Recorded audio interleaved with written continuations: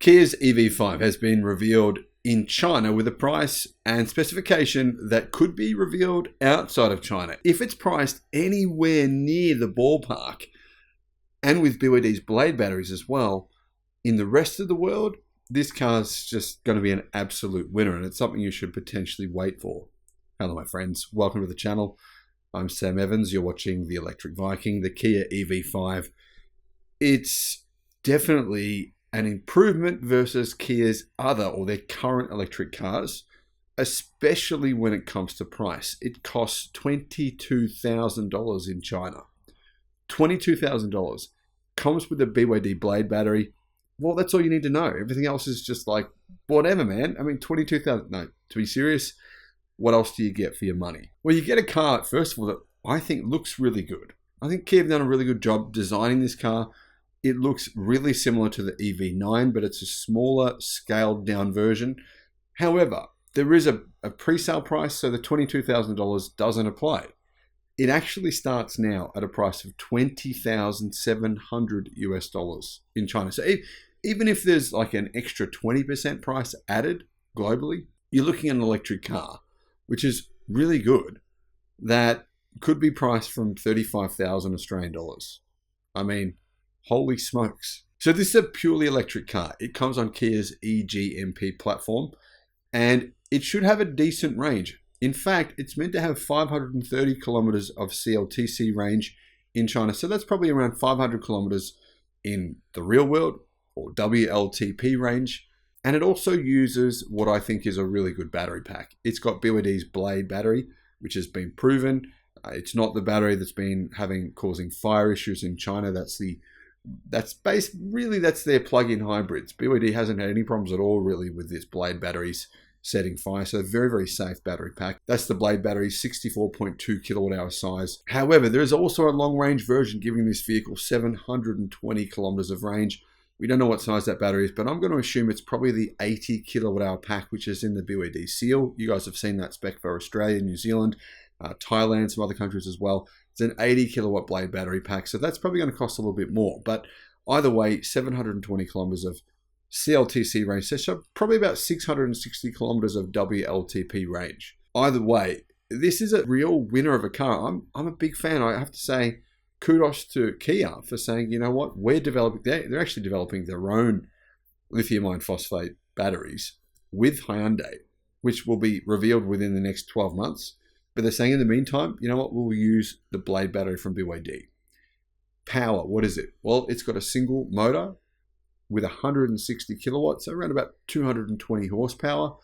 And we don't know if that's going to come in a dual motor version. At the moment, that's single motor version, but it's very likely the EV5 will have a dual motor version as well. Of course, that'll add a bit of extra weight. So those range figures I've just quoted will be a little bit less for the dual motor version. The interior has been revealed. It looks, I think, a lot like the interior of the Ioniq 5, like a slightly upgraded version of the interior of the Ioniq 5, which makes sense. It's got a 4-spoke steering wheel.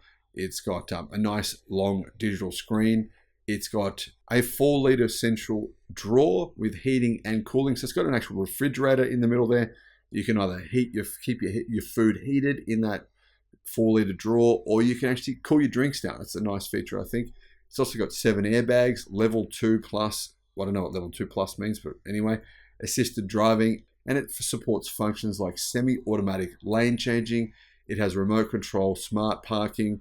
It's kind of like a summon feature, and it also has over-the-air upgrades, claim Kia. I'm not sure how well they work, but that's what Kia says. It's got a digital key, and it comes with a new generation of in-car entertainment system. So Kia and Hyundai, they've worked on their entertainment or infotainment and upgraded it. In China, you pretty much have to do that because that's what people expect you to do. They don't want to buy cars unless they have the latest Qualcomm Snapdragon smart chips and that kind of thing. Heat pump. It has a heat pump as standard, and that system ensures climate control. It ensures that you're going to get more efficient running of the car. So you're going to get more range. Heat pumps, you really want to have a heat pump in your car. It'll almost certainly give your car more range in a range of different conditions, whether that's really hot climate or a cold climate. It has a 220 volt external discharge inside and outside the vehicle. So that's what Carnage China says. But what does that mean exactly? Well, it means that this car can do vehicle to load or vehicle to grid or V2V, so vehicle to vehicle. So you can charge another car using this car. You can essentially use your solar panels to charge this car. Then you can take energy from the car and send it back into your house if you need it at night time, for example.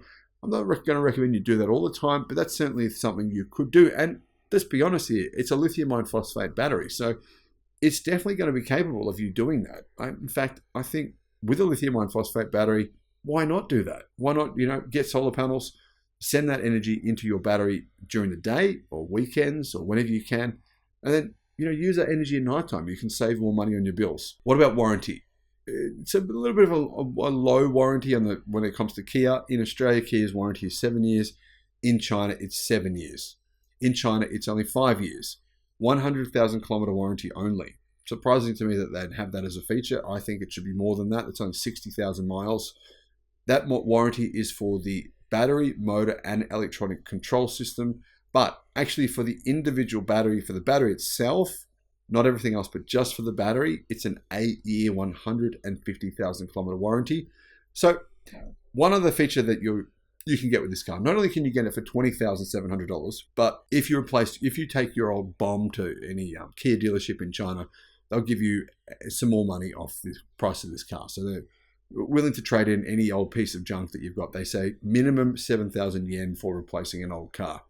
Guys, either way, we do know the Kia EV5 is coming to global markets. This is a global car for Kia, so it won't necessarily have the BYD Blade battery elsewhere. I don't know. Hopefully it does. It's very possible. But we don't know what battery pack will be in the EV5 yet outside of China. This is the China model, but it is possible we could also get this model. What I suggest you do, if you want the lithium iron phosphate Blade battery, send your dealer an email. I mean, if you do this en masse, if say lots of people in Australia were to say, hey guys, we want this version of the EV5, and then Kia Australia, for example, they would be more likely to go and approach Kia International and say, guys, send us the China version of this car with the BYD Blade battery. Not even the China version necessarily, it could be made in South Korea, but using BYD's Blade battery. We want to get EVs here that are affordable for customers. We want to compete on price with the other Chinese manufacturers. Then you're more likely to get this vehicle. So if you're in the US, if you're in Europe, do the same thing. This will put pressure on Kia to say, you know what, there's demand for this version of the EV5 at this low price using BYD's Blade batteries, which are a good battery pack, and it will sell really well. I think it will. I think it's a really, really nice looking car. Good specifications, price is amazing. Hopefully we see it at these prices outside of China. Let me know your thoughts in the comments, guys. Thank you for watching. Bye-bye.